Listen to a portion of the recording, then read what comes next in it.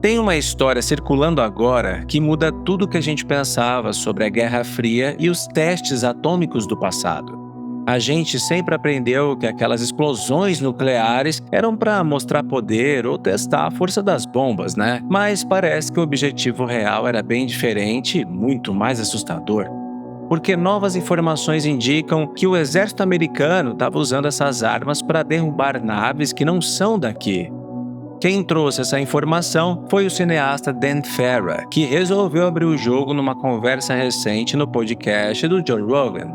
Ele passou 4 anos conversando escondido com gente muito importante do governo e das Forças Armadas. E o que ele descobriu é que as armas nucleares não eram só para defesa, mas funcionavam como ferramentas de caça. Segundo as fontes dele, a ideia era derrubar esses objetos voadores na força bruta mesmo, para depois pegar os pedaços e tentar entender como aquela tecnologia funcionava. Atirando no escuro. O jeito que os militares descreveram essa estratégia por Farah é bem impressionante, porque eles compararam a situação a algo muito fácil. Isso quer dizer que eles perceberam que as naves tinham uma fraqueza específica e resolveram explorar isso sem pensar 2 vezes, já que a inteligência militar notou que as explosões atômicas criavam um tipo de efeito cascata. Era como se fosse uma onda de choque ou um pulso de energia que bagunçava o sistema de navegação dos OVNIs e fazia eles caírem. Então, o céu virou um campo de batalha experimental onde a ciência nuclear servia como uma rede para capturar essas presas tecnológicas. Os números oficiais mostram que a coisa foi gigantesca, tá? Porque o Departamento de Energia dos Estados Unidos confirma que o país fez 1.054 testes de bombas nucleares entre 1945 e 1992. O detalhe importante é que muitas dessas explosões aconteceram em altitudes extremas, acima de 50 quilômetros da Terra, que é exatamente onde essas naves costumavam passar. A ideia era pegar eles lá em cima mesmo, longe do solo, onde o efeito da bomba seria mais forte para desestabilizar os alvos. E não demorou muito para essa prática virar moda entre as potências mundiais da época. O Farah disse com todas as letras que os russos viram o que estava acontecendo e começaram a fazer a mesma coisa do lado de lá. A União Soviética teria usado os próprios testes nucleares como disfarce para tentar derrubar qualquer OVNI que entrasse no espaço aéreo deles, transformando a Guerra Fria numa caçada silenciosa por artefatos alienígenas. Então, enquanto o mundo achava que era só uma corrida para ver quem tinha a bomba maior, nos bastidores eles estavam disparando contra visitantes de outros mundos, e a repetição desses testes sugere que a técnica funcionava, o que justificava todo o risco e o dinheiro gasto nessas operações. Brincando com fogo? O Dan Farah não só contou como eles faziam isso, mas também deu um alerta bem sério sobre como essa estratégia era imprudente. Ele disse que usar armas nucleares contra naves desconhecidas era uma loucura em vários níveis, porque ninguém parecia ligar para as consequências globais disso, já que a vontade de pegar a tecnologia falava mais alto. O primeiro grande risco era começar o fim do mundo sem querer, porque se os Estados Unidos detonassem uma bomba para derrubar um OVNI, a União Soviética podia achar que era um ataque contra eles e revidar na hora, o que teria causado um conflito nuclear total por conta de um mal-entendido. Além desse perigo de guerra entre humanos, tinha um problema ainda maior que os generais estavam ignorando completamente. O Farah destacou que ao atacar essas naves, a gente estava basicamente comprando briga com uma espécie muito mais inteligente e avançada que a nossa. Essa postura agressiva podia ter transformado uma missão de observação num conflito interplanetário que a Terra não teria a menor chance de vencer. E a ironia é que essas naves, muitas vezes, apareciam justamente em cima de bases nucleares, como se estivessem monitorando o nosso progresso e as nossas capacidades de defesa, sem atacar ninguém. Só que a resposta humana para essa vigilância foi usar a violência máxima que a gente tinha disponível no arsenal. Em vez de tentar conversar ou entender o que estava acontecendo, a decisão foi usar o poder do átomo para derrubar os observadores. O que mostra um medo profundo ou uma arrogância sem tamanho. A gente colocou o planeta todo em risco ao atacar entidades que estavam interessadas justamente na nossa capacidade de se autodestruir. E isso é algo que faz a gente pensar se as decisões tomadas naquela época foram realmente as melhores para a segurança da humanidade. O segredo no fundo do mar.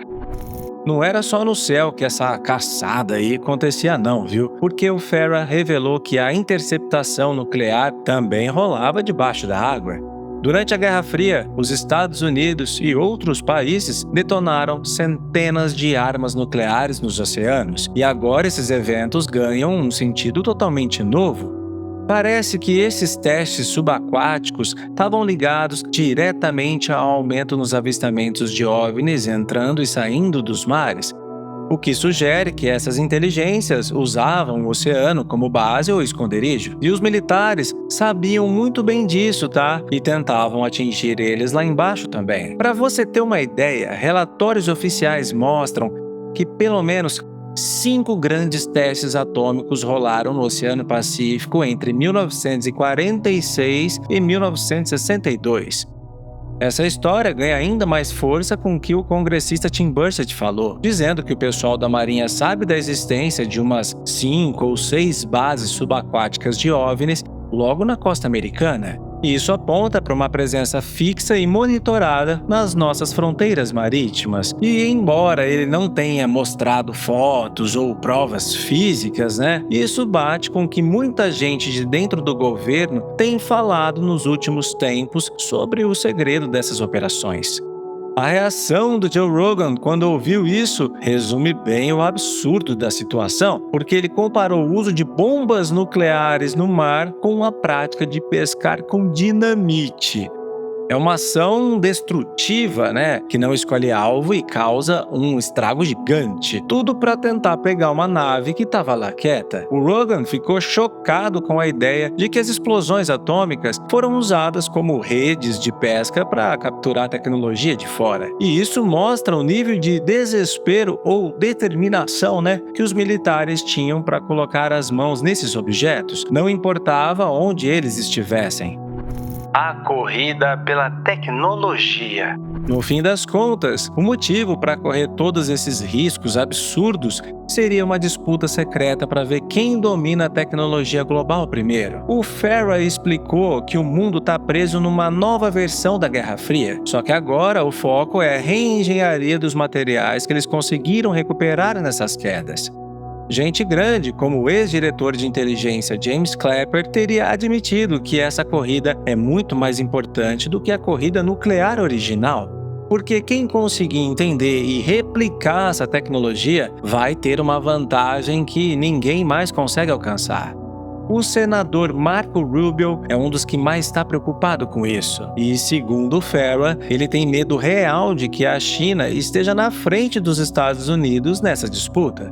A preocupação é que os adversários consigam desvendar os segredos da energia ou da propulsão alienígena antes do Ocidente. E o Rubio teria dito que o país precisa levar isso a sério para não acordar um dia e descobrir que perdeu. Ele foi bem direto e disse que se a China chegar lá primeiro, a gente está ferrado. O que mostra que o clima nos bastidores da inteligência é de tensão total, meus queridos. Essa corrida envolve os Estados Unidos, a China e a Rússia. Todo mundo competindo pelos mesmos destroços e tentando transformar a tecnologia não humana em armas operacionais. O Farah ainda soltou que muitos dos OVNIs que a gente vê hoje podem ser, na verdade, naves humanas feitas com base nessa engenharia reversa. Veículos que já estavam sendo testados nas sombras. Isso indicaria que, apesar de toda a loucura e dos riscos de usar bombas nucleares para caçar naves, algum processo tecnológico pode ter sido feito. E a gente nem imagina o que eles têm guardado nos hangares secretos. Apesar de todas essas histórias pesadas e das declarações de gente importante, a posição do governo continua a mesma de sempre. Eles Eles insistem em dizer que nunca encontraram provas de vida fora da Terra e que não existe nenhuma evidência de que os militares tenham recuperado naves, mantendo aquela negação que a gente já conhece há décadas, né? Mas nos bastidores a coisa tá diferente, tá? Porque o Farah contou que o Trump já mandou a Tulsi Gabbard ir atrás dessa história aí para descobrir o que está sendo escondido até dos presidentes sobre essa tecnologia. E aí, você acha que vale a pena arriscar uma guerra nuclear para tentar pegar a tecnologia alienígena ou foi loucura total? Deixe sua opinião aqui nos comentários. Para me dar aquela força, já sabe, né? Deixa o like e dá um hype que ajuda esse vídeo a chegar para mais gente, tá bom? E para colar na nossa comunidade secreta lá no Discord com conteúdos exclusivos, é só se tornar membro. E claro, eu quero te ver por aqui em um próximo vídeo. Então, até mais!